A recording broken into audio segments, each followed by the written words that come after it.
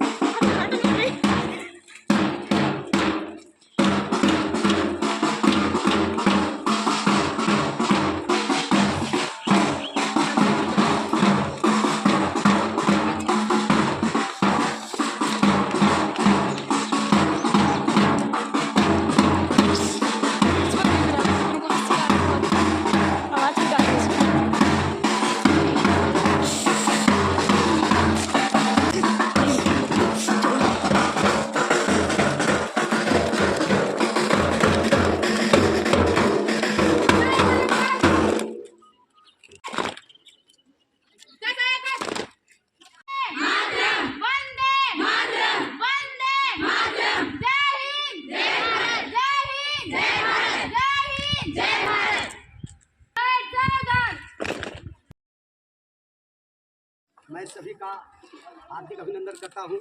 आज के दिन इस हिंदुस्तान की धरती पर एक पावन दिन के रूप में, एक फेस्टिवल के रूप में, एक यादगार पल के रूप में मनाया जा रहा है। इसके पीछे का जो इतिहास है, हमारे पूर्वजों के द्वारा, हमारे वीरों के द्वारा जो कुर्बानी दी गई इस देश को आज़ाद करने का, उस आज़ादी का फल हम लोग उसका अनुभव कर रहे हैं। हमारा देश आज़ाद तो हो गया था 15 अगस्त 1947 को, लेकिन इस देश को चलाने के लिए एक नियम कानून की आवश्यकता थी। उसके चलते संविधान सभा का गठन हुआ। 288 सदस्यों के द्वारा इस संविधान में विचार किया गया कि किस प्रकार राज्य को चलाया जाएगा, किस प्रकार देश को चलाया जाएगा। समिति का जो ड्राफ्ट तैयार करना था, उसके अध्यक्ष के रूप में महामानव डॉक्टर भीमराव अंबेडकर ने इसका उत्तरदायित्व संभाला। और जितनी भी संविधान कमेटियाँ थी, सारे कमेटियों को, जो है राज्य का कमेटी हो, सारे कमेटियों को कोऑर्डिनेट करने का काम डॉक्टर भीमराव अंबेडकर ने किया। ये दुनिया का सबसे बड़ा संविधान बना, क्योंकि बहुत सारे देशों के संविधान का मूल निचोड़ जो है उसको हिंदुस्तान के संविधान में लागू किया गया।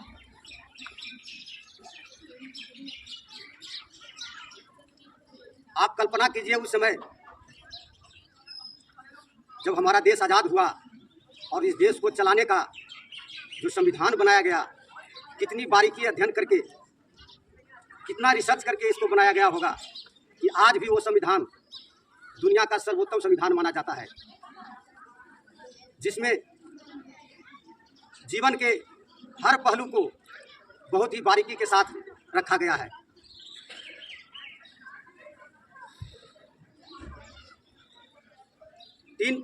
दो वर्ष 11 महीना और 18 दिन में ये संविधान बनकर हमारा तैयार हुआ और वो कमेटी के सामने 1949 को ही पेश कर दिया गया था, लेकिन लागू हुआ 26 जनवरी 1950 में।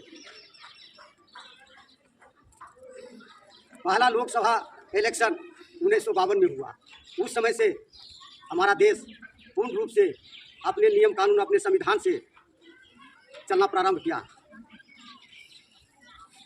पहले प्रधानमंत्री के रूप में पंडित जवाहरलाल नेहरू, उनकी दूरदर्शिता का आप इसी से अंदाजा लगा सकते हैं कि पूरी दुनिया उस समय जो हमारे साथ आज़ाद हुआ,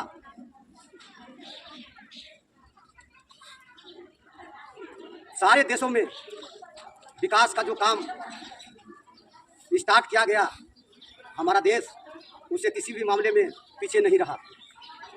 1947 के बाद 52 के बाद पंडित जवाहरलाल नेहरू ने देश के इंफ्रास्ट्रक्चर के विकास के लिए जितने सरकारी उपक्रम का यहाँ पर नींव रखा और उस पर काम हुआ, इसी का परिणाम है कि इसरो, भेल, ONGC, HPCL, BPCL, IOC, Hindustan aeronautics, Bharat dynamics, कितने ही PSU सेक्टर में कंपनी का नींव रखा गया है। हम लोग जिस समय डिग्री लिए उस समय तक भी, उसके 5 साल के बाद तक इंजीनियरिंग का डिग्री मतलब government engineering college, private engineering college गिने चुने थे उस समय। हमारे समय में एक ही कॉलेज था, BIT मिश्रा। मतलब अगर BIT मिश्रा में कोई भी लड़का एडमिशन लेता था तो उसमें उसको अच्छा दृष्टिकोण से नहीं देखा जाता, क्योंकि वो पैरवी और अप्रोच के बल पर, पैसा के बल पर वो प्राइवेट इंजीनियरिंग कॉलेज में एडमिशन ले देता था। जितने भी सरकारी इंस्टीट्यूट थे, जो भी समाज का क्रीम स्टूडेंट था, वो सब सरकारी इंजीनियरिंग कॉलेज से इंजीनियरिंग की डिग्री लेते थे। इसका परिणाम ये हुआ कि उस समय तक लगभग सारे इंजीनियरिंग पास, सारे मैनेजमेंट पास, चाहे डिप्लोमा हो चाहे इंजीनियरिंग हो, सबको करीब करीब सरकारी नौकरी ही मिलती थी। धीरे धीरे व्यवस्था में बदलाव हुआ। पब्लिक सेक्टर PSU कंपनी का परिचालन प्रशासकों के हाथ में, खासकर IAS तबके के हाथ में जब जाने लगा उसका पूरा भार, उस समय से सारे PSU की स्थिति धीरे धीरे करके खराब होने लगी। अब देश में कोई सशक्त प्रधानमंत्री भी नहीं बन पाया, किसी पार्टी की सरकार भी ढंग से नहीं बन पाई। PSU का धीरे धीरे सारा ढांचा जो है चरमरा गया। लेकिन जब से ये मोदी की सरकार, भाजपा की सरकार आई है, तब से प्रधानमंत्री मोदी जी ने सारे PSU को धीरे धीरे करके, जो एकदम मतलब मरणासन अवस्था में पहुंच गए थे PSU, सबको फ्री हैंड दिया। जिसमें टेक्नोक्रेट की जरूरत थी वहाँ टेक्नोक्रेट को बैठाया गया एडमिनिस्ट्रेटर के पद पर। लगभग सारे PSU से एडमिनिस्ट्रेटिव अफसर IAS संवर्ग को हटाते हुए सारे टेक्निकल को PSU में डाला गया। अभी लगभग सारे PSU का जो CEO है वो सब इंजीनियर ही। इसका परिणाम आप देख ही रहे हैं कि ये 10 साल के अंदर PSU का कायाकल्प किस तरह से हुआ है। यहाँ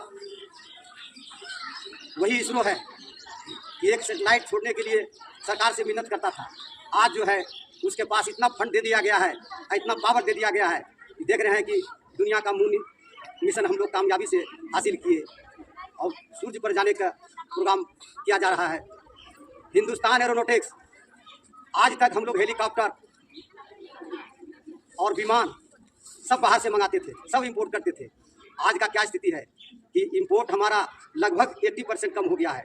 20% ही कुछ खास तरह के फाइटर जेट को हम लोग इंपोर्ट कर रहे हैं, बाकी सारा Hindustan aeronautics, Bharat dynamics, Bharat electronics जैसे उपक्रम तैयार करके अब ये हालत है कि हम मैक्सिमम अभी 60% डिफेंस उपकरण को एक्सपोर्ट कर रहे हैं। धीरे धीरे सारा सेक्टर इसी तरह रिवाइव हो रहा है।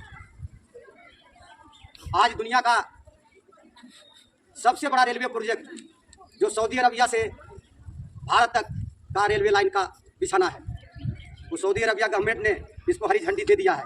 मतलब वहाँ से ट्रेन का पटरी बिछाया जाएगा, समुद्र के अंदर पाइप के द्वारा ट्रेन चलेगा और हिंदुस्तान तक आएगा। वहाँ से पेट्रोल हम लोगों को उस ट्रेन से आएगा और यहाँ से सऊदी अरबिया को मिट्टी, पानी ये सब भेजा जाता है। क्योंकि सऊदी अरबिया ऐसा कंट्री है कि उसके पास बालू भी नहीं है कि अपना घर बना सके, पीने का पानी नहीं है, तो पानी मिट्टी बालू वो खरीदता है दूसरे देशों से। और ये पट्टी बिछ जाने से उधर से जितना तेल आएगा उसका पैसा का लगभग बराबर हम लोग यहाँ से मिट्टी, पानी और बालू भेज सकेंगे। तो ये बहुत बड़ा कल्पना साकार होने जा रहा है। और इस इतने बड़े प्रोजेक्ट का पूरा निर्माण भारत सरकार के अपने भारत के PSU कंपनियों द्वारा किया जा रहा है। इतनी बड़ी उपलब्धि, इतना बड़ा टेक्नोलॉजी। राइट्स आप लोग जानते होंगे, राइट्स ये भारत सरकार का PSU है जो इस पूरे प्रोजेक्ट का डिजाइन कर रहा है। रेलवे विकास निगम RVNL जो इस प्रोजेक्ट को इम्प्लीमेंट कर रहा है। IRFC Indian railway finance corporation जिसके जिम्मे जितना भी इस प्रोजेक्ट पर खर्च आएगा वो सऊदी अरबिया सरकार दे रही है, लेकिन फाइनेंस का मैनेजमेंट IRFC के हाथों में। इसी तरह भारत की बहुत सारी PSU कंपनियां हैं जो इस प्रोजेक्ट में रेलवे का कायाकल्प, आज वर्ल्ड क्लास स्टैंडर्ड का अयोध्या का स्टेशन, उसी तरह से हिंदुस्तान में करीब आज के डेट में करीब 50 रेलवे स्टेशन ऐसा है जो वर्ल्ड क्लास स्टैंडर्ड का है। सारे रेलवे स्टेशनों का कायाकल्प किया जा रहा है, ट्रेन पटरी बिछाया जा रहा है,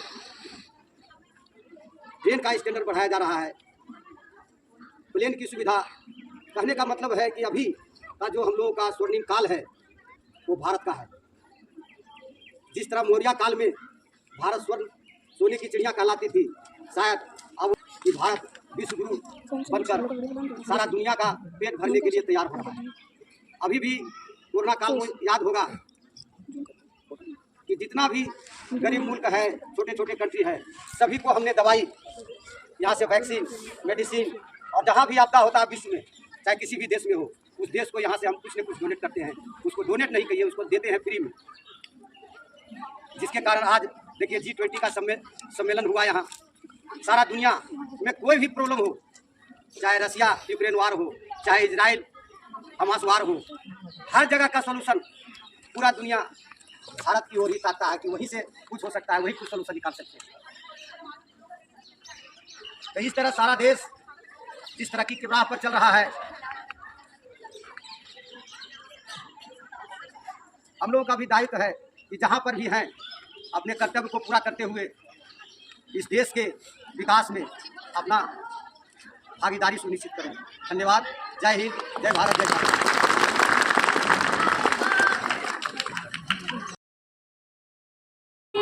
India, I love my India.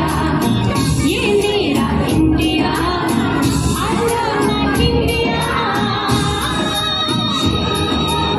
धरती सुनहरी अंबर नीला हो, धरती सुनहरी अंबर नीला, हर मौसम रंगीला।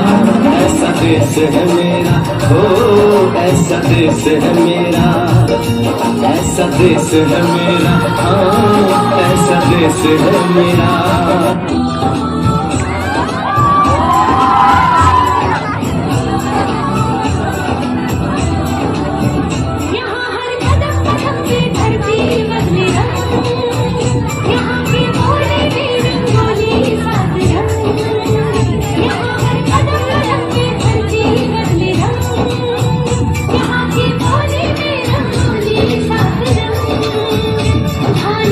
पगड़ी पहने मौसम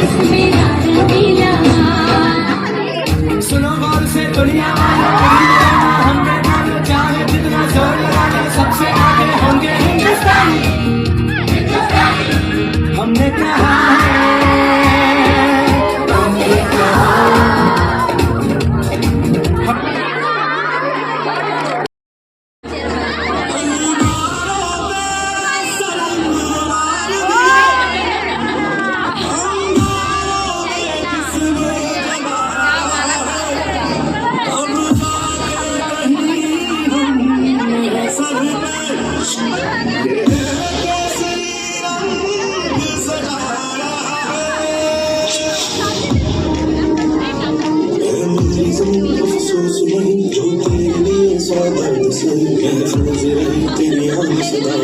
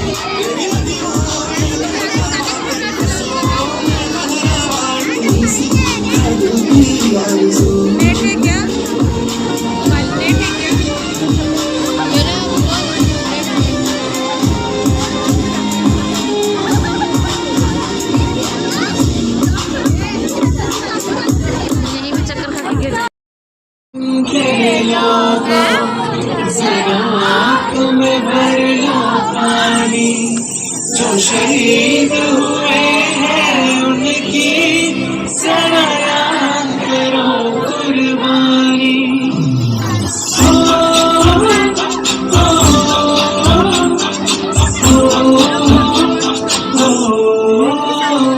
से आते हैं हमें तड़पाते हैं वो चिट्ठी आती है तो पूछे जाते हैं कि घर जब आओगे कि घर जब आओगे लिखो कब आओगे कि तुम ये घर सुना सुना मैं गया जहाँ भी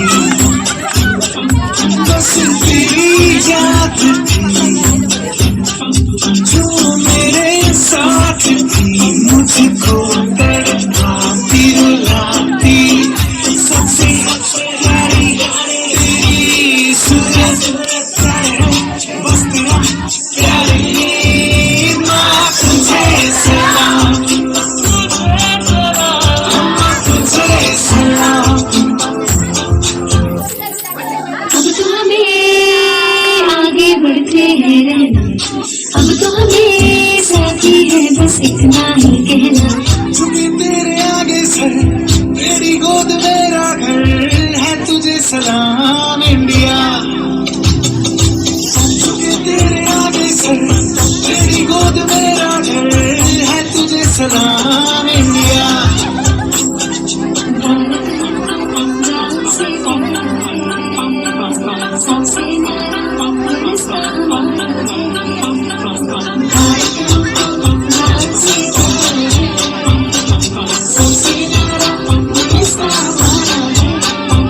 मेरे देश की धरती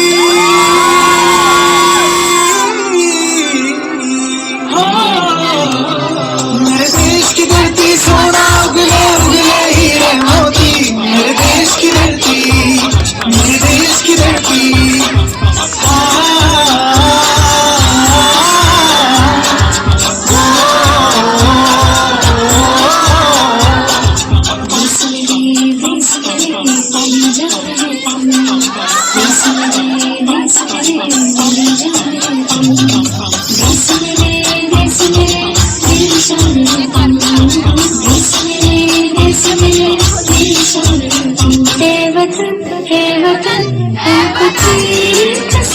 तेरी राहों में जान तक निकाल जाएंगे तूने को चीज है तेरे कदमों में मेरी आंखें जरूर पीछे ढल जाएंगे ये वतन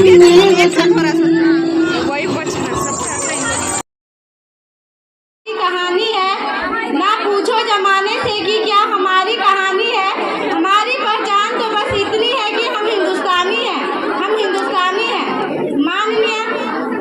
माननीय मुख्य अतिथि राज्य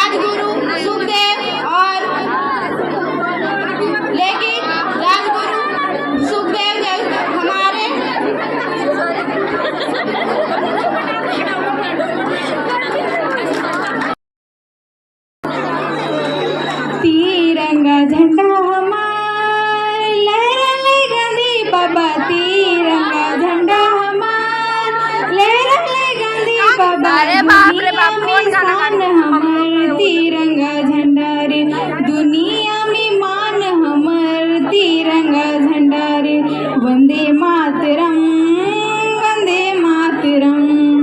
तीर धनुष्तानी दिले बिरसा भगवान रे, तीर धनुष्तानी दिले बिरसा भगवान रे, झारखंड के राइज लगिन दिल कुर्बान रे, झारखंड के राइज लगिन दिल कुर्बान रे, वंदे मातरम, वंदे मातरम। हिंदू मुस्लिम सिख ईसाई सब लगे भाई भाई, हिंदू मुस्लिम सिख ईसाई सब लगे भाई भाई, मिल के सब कहू भैया जय हिंदुस्तान रे, मिल के सब कहू भैया जय हिंदुस्तान रे, वंदे मातरम, वंदे मातरम। जय हिंदुस्तान, जय हिंदुस्तान। Thank you. अंगारों में चश्मा चलाया है, तब जाके कहीं हमने सर पे ये केसरी रंग सजाया है।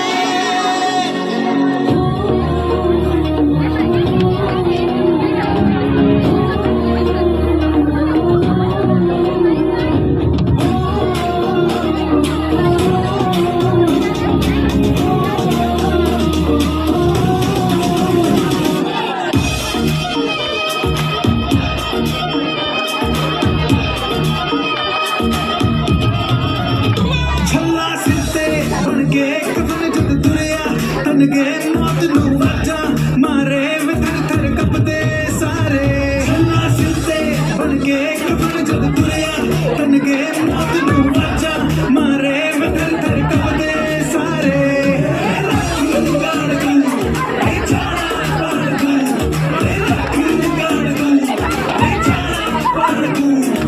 माँ के पेट से मरगट तक है तेरी कहानी, बग बग प्यारे दंगल दंगल रे दंगल दंगल। सूरज तेरा चलता ढलता गर्दिश में करते हैं तारे, दंगल दंगल रे दंगल दंगल।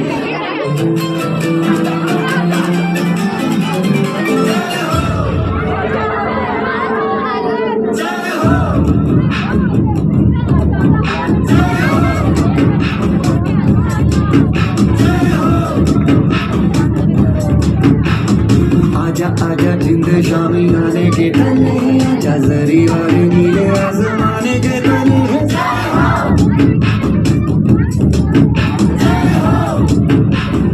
वो तो हमको आसमान, प्यार बात जान साजन, इश्क बात दिल वाले, कहते हैं हमको प्यार से इंडिया वाले, छोड़ते दिल के पार से इंडिया वाले, छिपले हार से इंडिया वाले, दुश्मन के छक्के छुड़ाते हम इंडिया वाले। थोड़े अनाड़ी है थोड़े खिलाड़ी, रुक रुक चलती है अपनी गाड़ी, हम जान चाहिए और कुछ पैसे भी, हम ऐसे भी हैं हम हैं वैसे भी। हम लोगों को समझ सको तो समझो दिल बन जानी, उल्टी सीधी जैसी भी है अपनी यही कहानी, थोड़ी हम में होशियारी है थोड़ी है नादानी, थोड़ी हम में सच्चाई है थोड़ी बेईमानी।